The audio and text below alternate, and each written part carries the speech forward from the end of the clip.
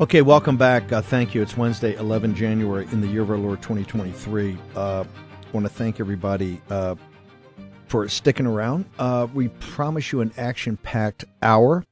I've got two heroes who are going to be up momentarily because a blockbuster story up on CNN this morning about the suppression of meaningful, relevant, important data and evidence by Moderna and the FDA and other government officials that now everybody, they're very upset and they're angry and they're disappointed. As we said, it's like the Biden situation with the compartment at top secret. You see a lot of things pop up here, like, hey, whoa, we look in that drawer. There's a lot of things going to pop up. It's going to pop up for one reason: your work and your effort to win this majority in the House and start these investigations, and now have serious people like the Naomi Wolfs, like the Dr. Robert Malones, like the Ed Dowds, like the Dr. McCulloughs, all these people that you've seen on the show now for over 2 years, right? You'll start seeing them, and many people from the earliest days of War Room Pandemic. You're going to start seeing them now testifying committees, working with committees, and you're going to see all kind of different, and every different aspect, not just the biomedical apparatus, security apparatus, the national security apparatus, all of it. This is the reason that we've started the new church committee. The new church committee, the weaponization of the government. I actually think that the weaponization of the government is just as bad on the biomedical. I don't know if Jim Jordan's going to pursue that or he's going to do more national security, but we need a church-like committee for that, and we need people like Dr. Robert Malone and Dr. Naomi Wolf, who we're going to have up here in a minute, to either consult for it or testify or whatever. We're going to get all that. Because the truth's coming out, and as we said, we're going to hammer till we get the truth out. But Ben Harnwell, our international correspondent out of Rome, runs international. He's an international editor, actually, has the show over there, War Room Rome. Ben, another individual, because the power of Dr. Wolf and Dr. Malone and McCullough, and these guys have been attacked viciously. Their careers have been changed. They've been attacked viciously for being truth tellers. And the point I want to make to the audience, it's global throughout the world. And it's either in the religious sector, it's in the financial sector, it's in medical, it's across the board. The central apparatus, the central control apparatus they're in control, they're in charge, they're rolling. They don't want to hear commentary, they don't want to hear analysis, and they particularly don't want to hear people coming and showing information, data, evidence, science that goes against their narrative.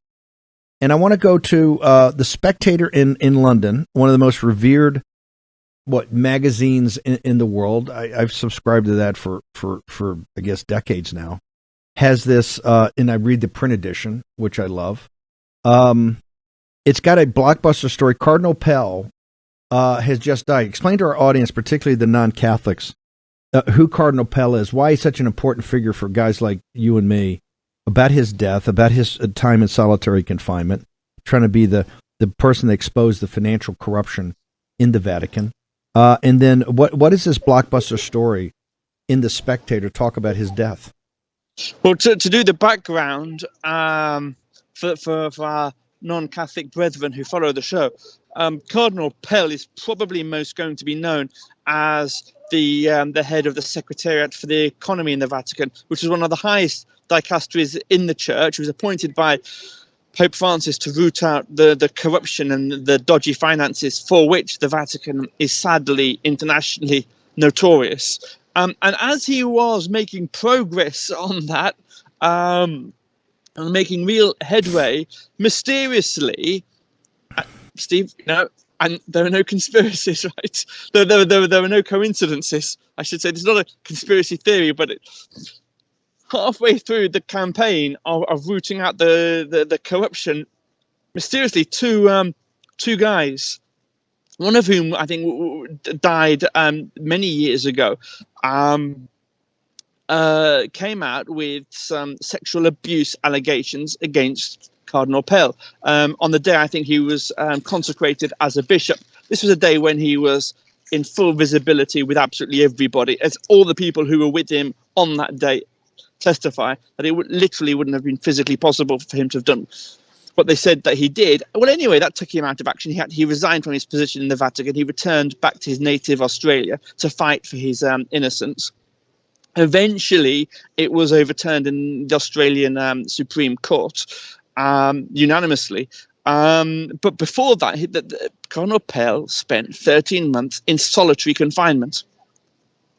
And it's a mark of his inner spirituality that he just had a diary of that time published. It's a mark of his inner spirituality that he actually embraced that and took it as a period, an opportunity, a Christ-given opportunity to go basically on a 13-month uninterrupted retreat, so he could spend his time because bishops and cardinals are working people, but he was then able, I think he thought sort of as a grace that he was able to spend that month in full immersion in spiritual reading and in Holy Scripture.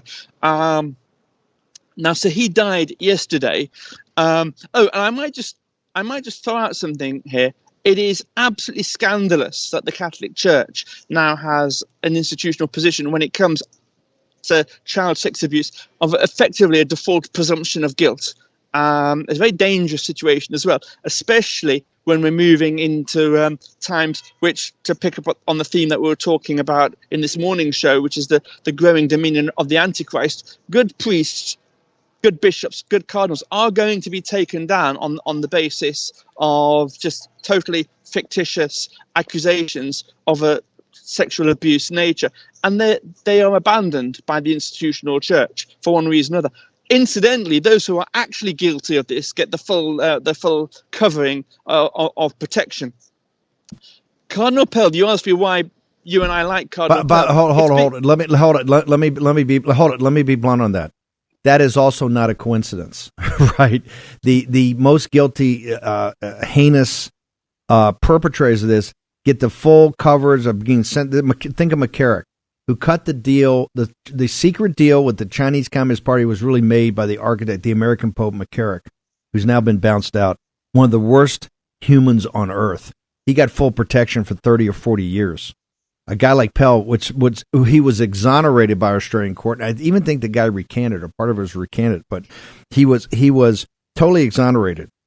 The institutional church will go after him. Why?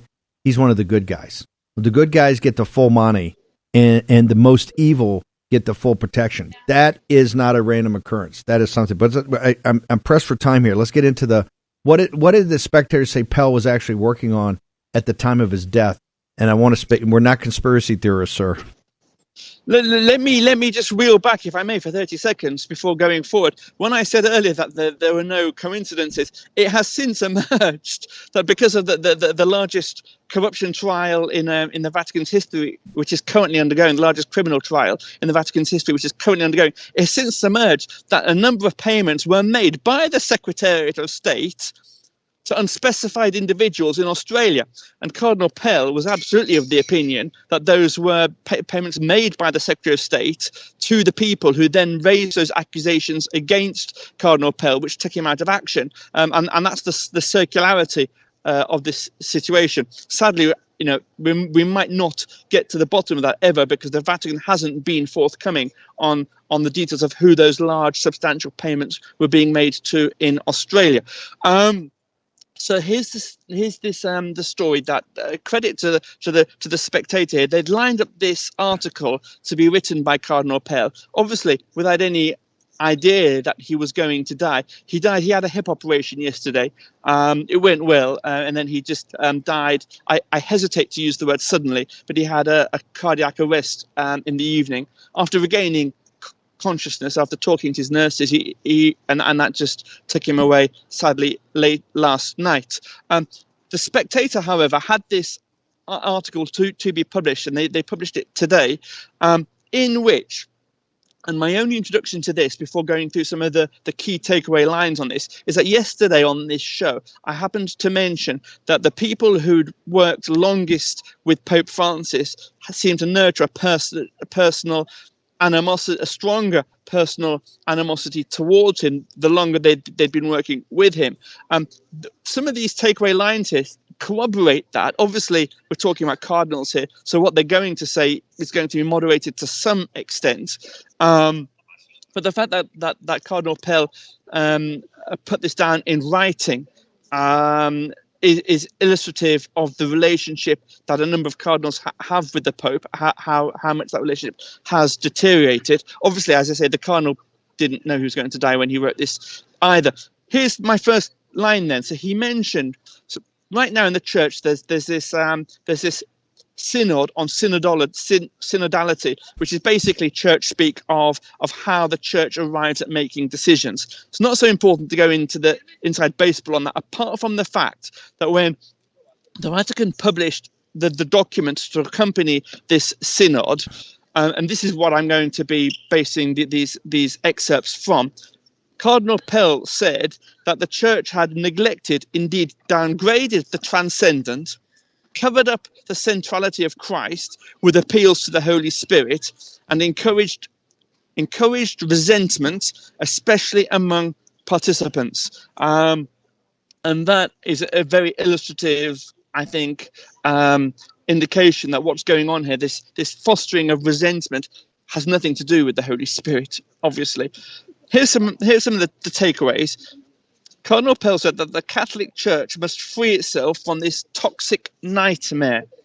He said that the documents that the Synod has published was one of the most, and I quote, one of the most incoherent documents ever sent out from Rome, couched in neo-Marxist jargon and hostile to the apostolic tradition. These are very, very strong words, Steve.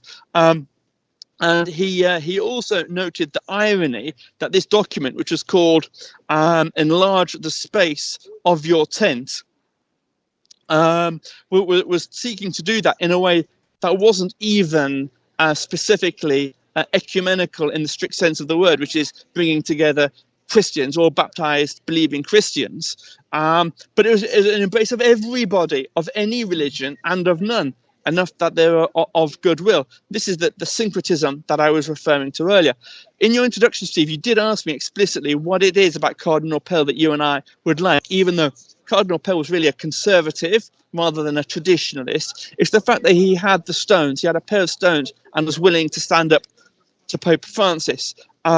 Don't forget that he was on the Pope's Council of 8 cardinals, which was his specially appointed institution to help him govern the church. And he went from being right on the inside circle of the governance of the church to writing this article now, which, much like Archbishop Genswein's book that we spoke about yesterday on the show, it would have been basically a burning of the bridges as far as maintaining a working relationship with this Pope would go. We'll get back into it tomorrow and Friday. If you combine the assistant to the Archbishop that's assistant to Benedict, his book that's coming out, if you take the whole piece about the Antichrist we talked about this morning, coming out from the Slovak politician, the letter from Pope Benedict about that, if you take Vigano's continual hammering all the time about the deep state's basically control of the Catholic Church, and you add now Cardinal Pell, you've got these are a convergence of voices. There's something happening, and there's something happening big, and we're going to be at the tip of the spear to make sure everybody understands it, sees it, and that we help the audience, and particularly the traditional Catholic audience, connect the dots. Ben, how do people? You've got the War Room Rome now, which both focuses on Maloney's government, what's happening, and also opportunistic opportunities with the Vatican and others to do some great reporting there. How do people get to your show? How do they get to you and all your great writings? I'll give the at Harnwell right now. Get at Harnwell. Steve, I'm very proud of the work that we're doing on the War Room, especially when it comes to the Vatican, because we're the only news organization in the world that are tying these data points together to provide the true narrative. We have no vested interest in this. We're just providing the facts and suggesting how people might want to see these events, because no other news organization in the world is laying this out as we're doing. If we have any Italians listening to us and you want to follow the Bannon's War Room Rome, it's in Italian. I'll give you the address. That's also on Getter. It's at War Room Rome. By the way, I don't know for the American audience, your segments are so look forward to and so big, even with our we have a big non-Christian audience, obviously, and even the evangelical Christians. I don't know if it's the backdrop of doing your live shots from Rome, from the beauty of St. Peter's Square, and I think it's me, Steve. I think it's the beauty of me. I think it's your galvanizing. I think so. I think so. Ben Harnwell, thank you very much, and thank you for sticking around so we could get this done tonight to follow the God morning bless. show. Thank you so much. Thank you very much. I want to bring in now, because it's the same fight in different aspects, I want to bring in now Naomi Wolf and Dr. Malone together. And I'll start with, now, first off, thank you guys for doing this. I really appreciate it. There was a blockbuster story, and CNN was the first one to put it up. And obviously they're trying to suppress it as much as possible. It's not leading the news, which it should. Dr. Malone, let me start with you. I'll come back to Naomi. I just wanted to do the details of what they're saying. And then for Naomi, she knows the cast of characters. This story, and I tell the audience, you're going to see so many of these stories come out here in the next couple of weeks, like the Biden intelligence, the compartment of top secret documents, this. Because all of a sudden they're going to be, did we find that in the drawer? Is that what happened? Very sad and disappointed that happened. Because there's a new sheriff in town. And you heard early in the show today, we played Congressman Torres from New York, who's one of the smartest guys up there. He said, hey, what happened last week was an unconditional surrender of Congress to what they call the extremists on the right, what I would call the truth tellers, whether it's the biomedical industry, but the truth tellers that have called them out, like Dr. Malone and Naomi Wolf and others, or the national security state, you pick it. Dr. Malone, what's the summary of this story that we'll put up here right now from CNN, this blockbuster story, sir? So the back story here is that a Freedom of Information Act has forced the CDC to reveal its analyses of the VAERS data that it has been holding and withholding. And that has demonstrated bombshell results were known by the CDC about the risks of these vaccines, which have been previously denied. So now we have a situation in which there's a need for limited hangout response, and also backpedaling on the part of these various, I don't know what to call them, toadies, that have been shilling for the government and for the vaccine companies and for FDA and CDC. So there's been this shift of information that now is placing the statements and positions of many of these anointed academics in significant peril, because it's clear that they have not done their job and that they have been misrepresenting what's been going on. The key here is that Elizabeth Cohen, who holds a bachelor's in history and a master's degree in public health from Boston University, so she has some cred, is the senior medical correspondent at CNN.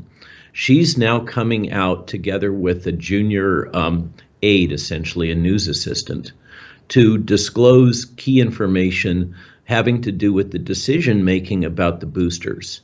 And that's the other bombshell underneath this, is the Cleveland Clinic report and data from all over the world have now demonstrated that those that receive these multiple jabs, including the booster, have had this problem that I predicted in sworn testimony in the Senate in Texas, immune imprinting, and the shifting of immune responses that is making those that receive these products more likely to be hospitalized or die, and more likely to get infected with significant symptoms. We now clearly have a pandemic, if you want to call it that, of the vaccinated, not the unvaccinated, consequent to the repeated inoculations.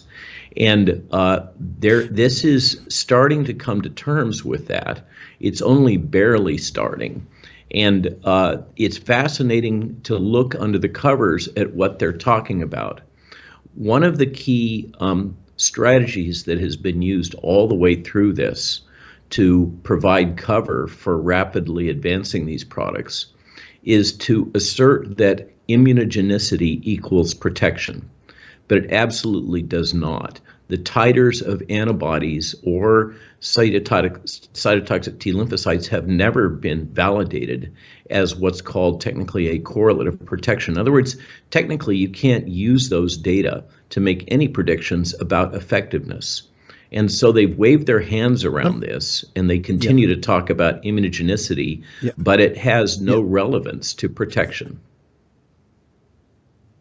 Hang on one second. Go ahead, Steve. Naomi. Naomi. The specific thing here, too, is that they talk about a point in time. This FOIA request, at that point in time, this is when this was going to get the emergency, I don't know if it was emergency use authorization, but get approved. And these guys, Hoffett and these guys sat on the advisory panel, and we would have you and Dr. Malone and others on the show nonstop every day when they're going through this. And they were told, and it was unanimous, right? And it was told that, oh, we saw the reports, we saw everything. Now we're finding out, because FOIA request, and correct me if I'm wrong, that major pieces of evidence and science and reports were withheld by Moderna.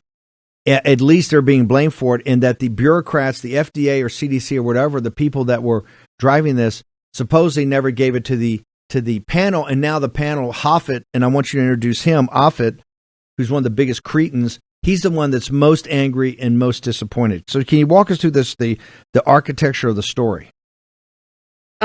So I think Dr. Malone summarized the key points incredibly well. I'm going to add from a layperson's perspective, what is clearly going on here is finger pointing. That, as Dr. Malone pointed out, the decision making is being revealed, and it's so shoddy and unacceptable that members of the advisory panel are saying, oh heavens, it's the FDA's fault, it's Moderna's fault. Well, I will tell you right now, it's also the advisory panel's fault, because some truly shocking things emerge even from this, and I agree, kind of limited hangout, like, let's get CNN to tell a cosmeticized version of this story. Even from this airbrushed version, there's some shocking things that emerge. First of all, people should know that the decision to push the bivalent booster was based on not a study that showed how many people got infected. And remember, I was at Yale trying to keep these young adults from being forced to take this inadequately studied booster. So what was withheld from the advisory panel, according to the advisory panelists who are leaking like crazy to the press in an effort to protect themselves from upcoming investigations and lawsuits, no doubt, is that a study found that 1.9% of the participants who received the original booster got infected, but a higher percentage, 3.2%, who got the bivalent booster, the one that our young adults are being forced to take into their bodies, a higher percent got infected. So now I want to turn your attention to what's hideously wrong with the decision making, not just of the FDA, but the advisory panel altogether. These data were not hidden. They were not concealed. They were included in a preprint study that was posted online in June of last year, again in September, and then later published in a top medical journal. And now advisors to the FDA and the CDC said the data, quote, should have been shared with them too. So now what I'm trying to drill down to show you is that what's emerging from this news coverage is that the kind of widely covered spectacle of the advisory panel, all of these academic experts who bless these injections, it's fully televised, and you get to see the slide presentation. What's clear to me, and it should be clear to you, is that is all theater. It's window dressing. Because what you're seeing here is that these people didn't do any of their own original research. They literally sit in a room and accept what the FDA is spoon feeding them and what Moderna is spoon feeding them. And yes, you get to see the slides, but that is not the same as them looking at primary research. And I guess what I'm really shocked about is that everyone's saying, oh, the FDA spokesman is saying the FDA received the preprint less than a day prior to the advisory committee meeting, therefore we couldn't include it. The advisors are saying it was published 3 days before, we didn't have a chance to look at it. The CDC is saying it's not adequate for us to have included it, that's why it wasn't included. Everyone's saying the dog ate my homework. but no one actually did their homework. And what I mean is that, I am a layperson, Amy Kelly's a layperson. Our 3,500 experts literally poured through every single primary source document that that Pfizer produced for the FDA. So presumably there are also tens of thousands of primary source documents, studies produced by Moderna for the FDA, on which basis the advisory panel is supposed to adjudicate or give its recommendation. But they didn't do that. What's becoming clear is that they didn't ever look at the primary source documentation. It appears they didn't even look at an important study that was in the public domain that is directly relevant to this, that any of you could have looked up online. The advisory panel didn't look at any of that. The advisory panel sat in a room and looked at slides that were televised. And that's the shocking thing to take away from this. And then they told you all to get a booster that was not safe, that made you sicker than not taking it. Hang on one second. We're going to continue this. We're going to take a short commercial break. We got Naomi Wolf. We got Dr. Robert Malone. This is explosive for everything. Number one, for the process going on of taking the boosters and forcing it in young kids, but also for how did we get here? How did we actually get here? Short commercial break. Malone and Wolf on the other side. Barroom Battleground with Stephen K. Bannon. Okay, welcome back. We got 20 minutes here, and I'm going to just stick with these two. We've moved everything else because it's so important. Dr. Malone, I just want to go because I think this calls into question everything. And what I mean by that is you've seen all the excuses and the pointing the fingers. I want to make sure our audience knows you had this FDA advisory meeting, and this was going to approve the covalent booster, and this was a huge deal. We had you guys on, and like Naomi said, this was a big deal. The media was covering it. We covered it nonstop with you guys giving alternative analysis. And now they're pointing, well, this thing wasn't done. This wasn't included. It was 2 days or whatever. How could you have a process? I thought we were told that these processes are kind of sacrosanct. How could you have a process that Moderna could sit through and other people would sit through and say, whoa. All the information hasn't been included. And to Naomi's point, looking for, how could you have a process where now they say, well, it wasn't included because it wasn't good enough? And now the guys and things said we should have seen this. It's because that breakdown, to me, points to the performative nature of all of it. Is that what we have for? I mean, just thinking about how this is run and things the inside the apparatus, how could they have possibly approved something so controversial without being it, buttoned up to the, a belt, suspenders, and another belt, as we say on Wall Street? How could that happen, sir? Well, you asked Naomi a question, and I want to give a shout out to her dog ate my homework metaphor. I think it was perfect. But you asked her the question about Paul Offit, and Paul Offit illustrates the case. Paul Offit is the senior vaccinologist. He's an endowed chair at the Children's Hospital of Philadelphia. And he's a long time employee of UPenn. UPenn receives massive funding from the royalties on both the Moderna and the Pfizer products because of the work of Carrico and Weissman. Both of those they've licensed that patent to both of those companies for the pseudouridine.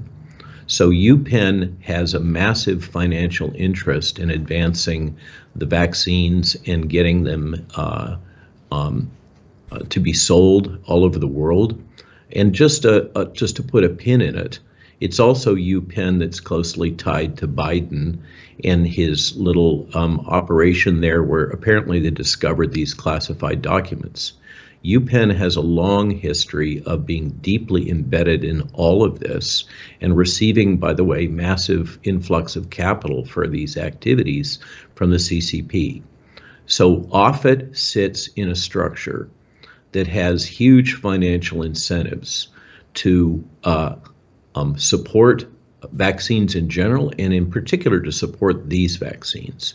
What we're seeing is the chronic long-term corruption of the entire system by financial conflicts of interest, and they come in a variety of subtle forms. And the FDA and the CDC turn a blind eye to these things. So that's where this is coming from. And it absolutely breaks open the whole story of how we've got here, because it revolves around the idea that antibodies are predictive of anything. And that's been clear from the outset that that's not true. Antibody titers are not predictive, but they've been able to substitute antibody titers basically by gaslighting everybody. And through not just gaslighting, but intimidation, like Eric Rubin's statements. Basically, you're stupid and I'm not, and I'm smart and I know how to interpret these data. In addition, with the boosters, what they did with these data is say that, well, we see a short-term elevation in antibody titers. Antibody titers are extremely nonspecific. And what's been shown in the data subsequently is those titers drop very fast, but of course that wasn't followed and it wasn't reported in any of these, but the titers drop very fast, and as the titers drop, so does the protection. And when they drop below a certain level at about 2 months after dosing, then the recipients become more likely to become infected or develop disease or death. And this is the bombshell data from Cleveland Clinic that shows the more jabs you take, the higher risk for disease and death. Why would that be? Oh, I predicted, and the literature predicted from multiple fantastic laboratories all over the world, the problem is immune imprinting. And then there's this new data that shows that what this is doing is shifting to an entirely different category of immunoglobulin, IG4, which is not useful in providing protection at all. It's one that's associated with allergy responses. But the CDC and the FDA play the three monkeys. You know, they can hear no evil, see no evil, and speak no evil, and they just disregard these data. It is cherry picking of data is what's gone on all the way through, and then the disregarding of fundamental norms in vaccine development and testing and licensure, in which they have substituted hope for actual data, and they've substituted titers of antibodies which have not been proven to have any direct relationship with protection, in lieu of actual protection data. And now the cows are coming home. You know, the vultures are coming back to roost, and they're all scrambling to cover. Well, let me talk about that scramble for a second. Offit, Naomi Wolf, that name that Dr. Malone's bringing up, Offit rings a bell. I think there's a bell being run. What, is he somehow hooked up in the Twitter files that we're seeing? Tell me about Offit and his role in this. So he did publish a Wall Street Journal piece in September of last year, explaining his dissent from the decision to approve the boosters. I believe, it's my understanding, that his name comes up in the Twitter files, but it's premature for me to say that. I should say I want to lock that down before I say that. But what's really important to add to what Dr. Malone is highlighting there is that this advisory group got a 22-page FDA briefing document in order to make their highly televised decision, a 22-page briefing document from the FDA. So as Dr. Malone was saying, the FDA literally gets to cherry pick what it wants to show them and what it wants them to disregard. And let's not forget the money trail here. A month later, or within the next month, our government, with our taxpayers, on the basis of this 22-page document given to this handful of people who are all like, yeah, awesome, fabulous, this really works, Pfizer got a contract for $3.2 billion, and Moderna got a contract for $1.74 billion. And all, again, I'm going to keep saying this as a mom, as a stepmom, all these young adults were mandated. A lot of students can't go back to school this spring unless they take this injection into their bodies, which now the people who approved it are scrambling. The last thing I want to say about this is that even though, and Rochelle Walensky signed off on this, right? She was the last signature that this train wreck of willful denial reached, right? Her signature is the last one that approved it as good decision making.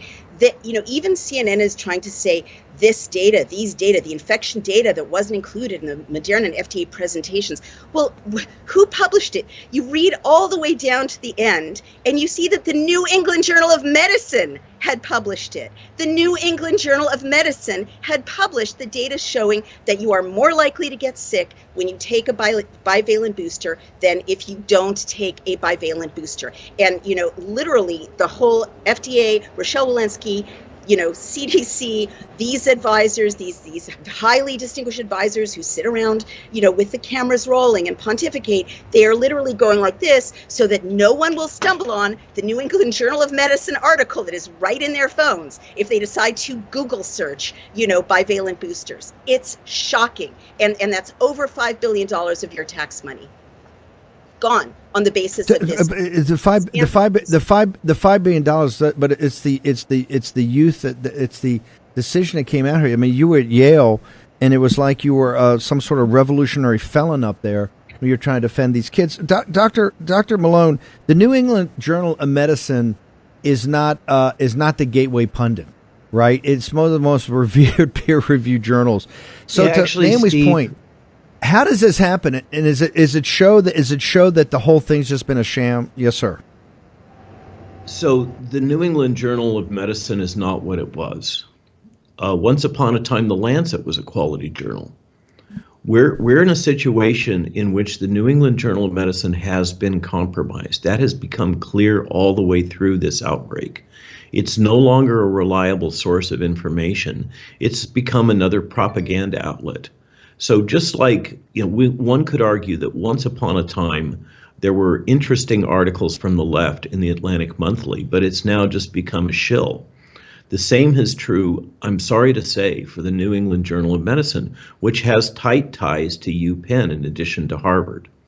So we're in a situation in which the massive amount of money that has flowed through the system has twisted the integrity of everything. The journals, this is very well documented, and the New England Journal at the forefront of that. Many of us find the British Medical Journal, BMJ, under Peter Doshi, the closest to anything having to do with integrity in academic publications at that level now. But a lot of these traditional journals that the medical profession, had relied on for decades have clearly become compromised.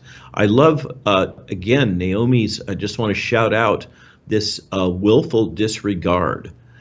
This is intentional disregard of data that are right in their face, intentional disregard of well-established norms. This is what has frankly pissed the hell out of me all the way through this thing, is they have destroyed my industry and they have disregarded the things that I have had to learn over decades rigorously.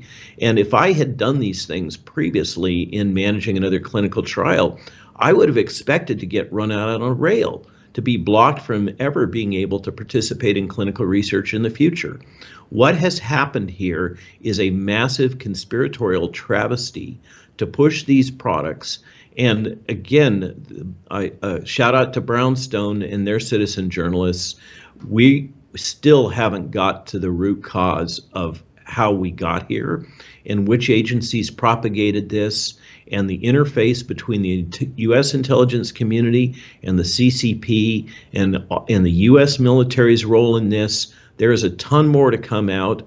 And you started the segment by expressing hope that some of us might have an opportunity to support members on the Hill, let's say. And I have been contacted by someone who is very senior, reporting to a senior member of the Hill, who writes to me about information that is available and they wish me to review, that I gotta say, it blows my mind.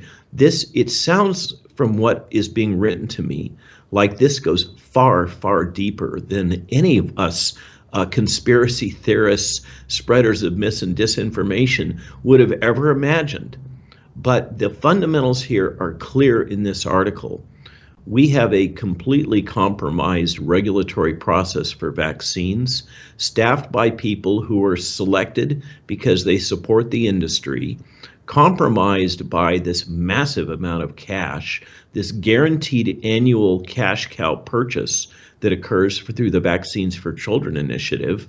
And it has compromised major academic institutions and publications that we previously relied upon. Over. Yeah. Naomi, with that as a background, and clearly, like I say, I think there's got to be the weaponization of government, just entire committee just focused on the biomedical security industry and what you guys argued.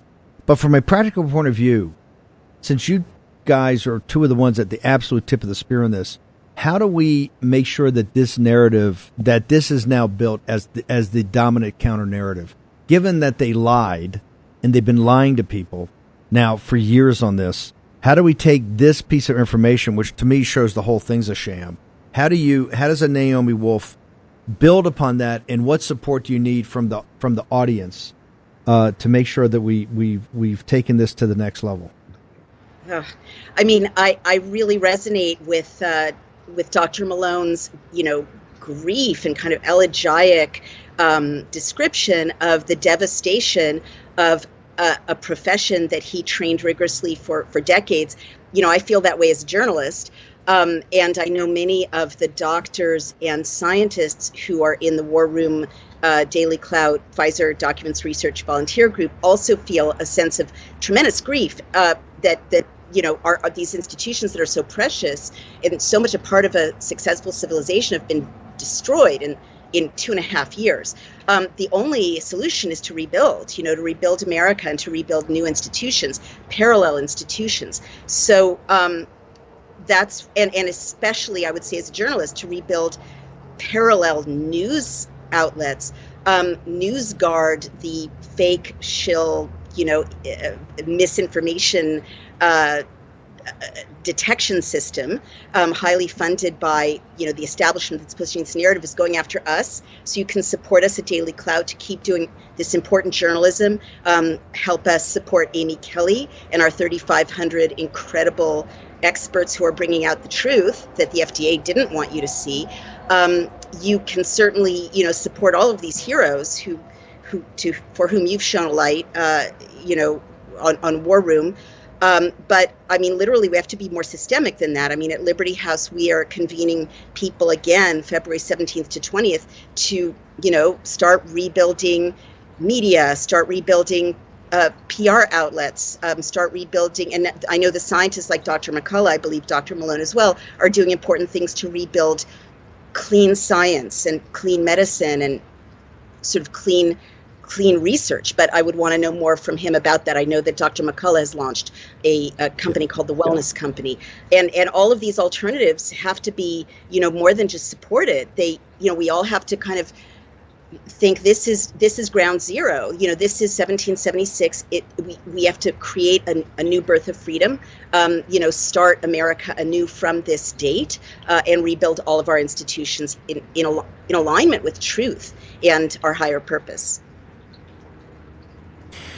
Dr. Malone, with what Naomi said, I mean, your book is Lies My Government Told Me. And remember, I think even in the War Room audience, we're having many people, and they're bringing their friends, and they're bringing their business associates, and people maybe they play golf with or hang out with. A lot of people. Friday was the biggest, as big as this show is. Friday was the biggest audience we'd ever had, right? Because of the intensity. Congratulations! Of Hill. And so every day, more and more people are coming. We already, we're already the number one political podcast in the nation. Yeah, congratulations. And the live audience is massive. I'm honored. Well, it's not. Steve, it's not I'm about. Honored, I'm honored every time you ask me on. Your courage and fortitude and warrior spirit have been an inspiration for all of us.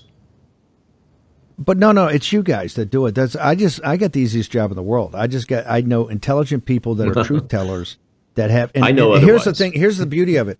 Every person we've put on that people say, "Oh, these crazy," it eventually comes, "Oh, you know what? They were right."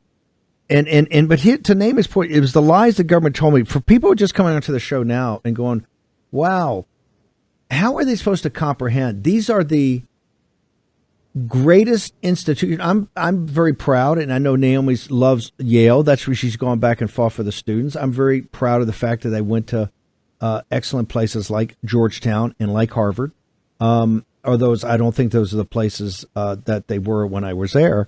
But these are great institutions. When you see the corruption, you see the venality, you see the money grubbing, and you they sit there and lie to your face. But more importantly, and we only got a couple minutes here for people joining the audience now that are new. They tried to destroy Naomi Wolf, and they tried to destroy Dr. Robert Malone and many others that we could bring up. But these two particularly, they went after to absolutely destroy them. Why? Because they were the ones that sit there and go, I don't know if this is exactly right. I don't know if this is really science and evidence. And they went after you. So what are people to do? We got about a minute for you, and I want to get a minute for Naomi. Give me a minute of where do we go from here, Dr. Robert Malone? So thanks for the shout out of the book. It's intended for the persuadable middle. It's not intended for the choir. It's intended to be shared with your mother, your uncle, your coworker, to help them make this journey and start to wake up themselves. Where do we go from here? So I continue to publish together with Jill on our Substack, and I believe that you can link to today's essay, which covers some details about this CNN article. And also I have the sworn testimony that I gave to the Texas State Senate. In terms of people going forward, what I've been advising as a practical thing that everybody can do is learn what fifth generation information warfare is. Read the new book from General Flynn, I believe, put out. There's a ebook that's fantastic about 5GW is the title. This is not about cell towers. And once you understand it, then deploy it. You can become a leader and a warrior, every single one of you, in spreading information truth. And do it in the grocery line. Do it to everybody. What's your social media handle? We got to bounce. We got to hard out.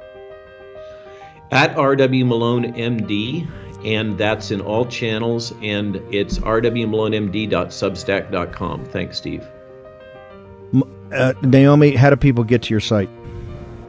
Please come to dailycloud.io.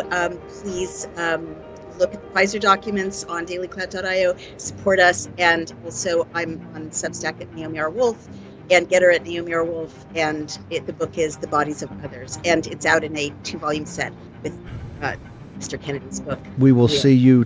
We will see you tomorrow morning at 10 o'clock. I got my 2-volume set right here. See you tomorrow at 10.